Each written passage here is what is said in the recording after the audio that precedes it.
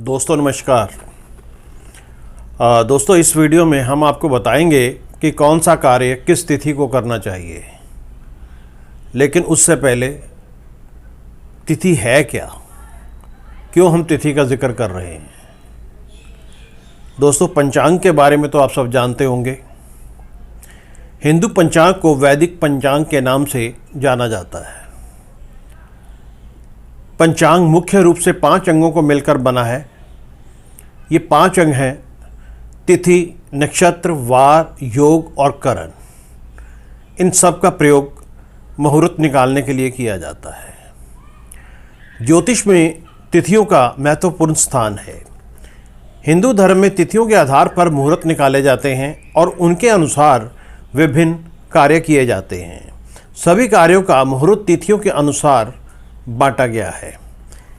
एक माह में 30 तिथियां होती हैं और ये तिथियां 2 पक्षों में विभाजित होती हैं, एक शुक्ल पक्ष और दूसरा कृष्ण पक्ष।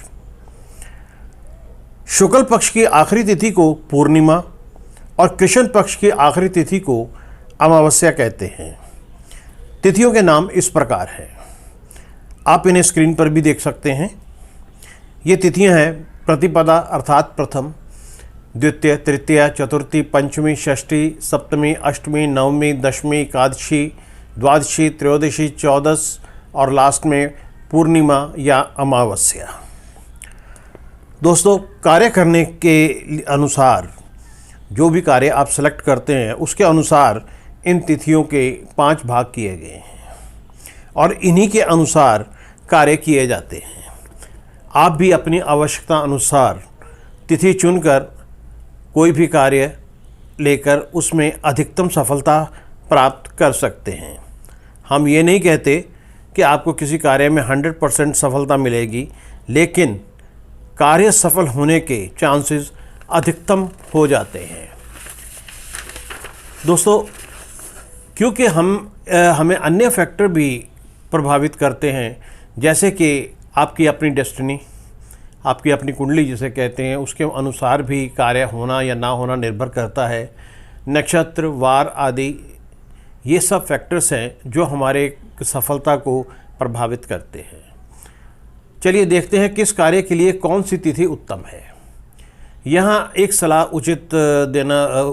देना उचित समझूंगा कि कार्य विशेष हो तो शुक्ल पक्ष की तिथि को प्राथमिकता दें। डेली रूटीन के कार्यों के लिए केवल तिथि को प्राथमिकता दें। पहले नंबर पर आती है नंदा तिथि, जिसका अर्थ है प्रसन्न। प्रथमा, षष्ठी, 11वीं इनका नंदा नाम, अर्थात प्रतिपदा पहली तिथि, षष्ठी और एकादशी को तिथि को नंदा तिथि कहते हैं।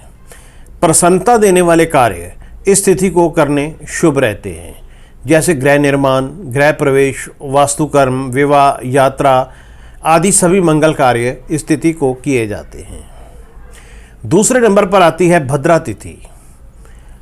दूज, सप्तमी, द्वादशी भद्रा करे शुभ काम, अर्थात द्वितीया, सप्तमी, द्वादशी तिथि को भद्रा तिथि कहते हैं।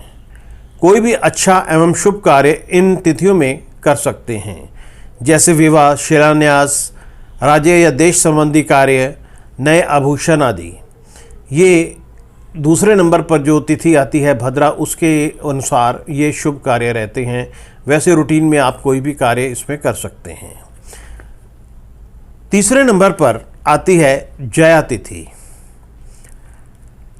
तीज, अष्टमी, 13वीं विजय जया का धाम, अर्थात तृतीय, अष्टमी और त्रयोदशी। जैसा कि नाम से ही क्लियर है, जया अर्थात विजय। पुराने समय में राजा महाराजा युद्ध के लिए इन्हीं तिथियों का चयन करते थे। संग्राम से जुड़े कार्य, अस्त्र शस्त्र, पताका के निर्माण संबंधी राजकार्य सभी इन तिथियों को किए जाते हैं। चौथे नंबर पर आती है रिक्ता तिथियां।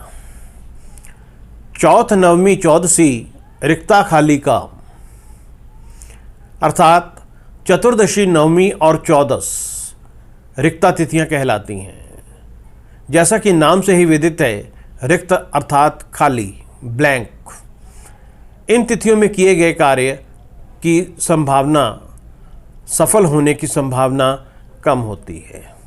फिर भी क्रूर तथा उग्र प्रकृति के कार्य इन तिथियों में कर सकते हैं। 5वें नंबर पर आती है पूर्णा तिथि।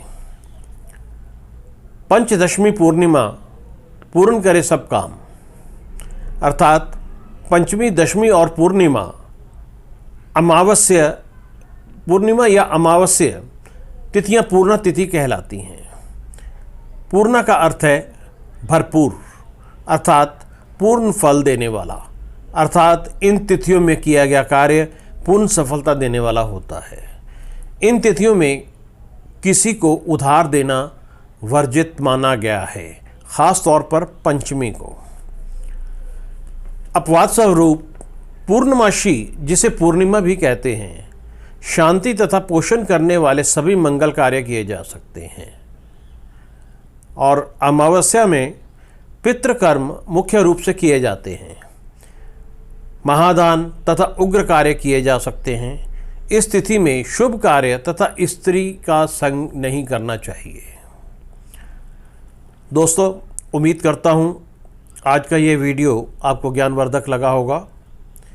हमारे इस चैनल को सब्सक्राइब करें और वीडियो को लाइक एवं शेयर करें। मिलते हैं अगले वीडियो में। धन्यवाद।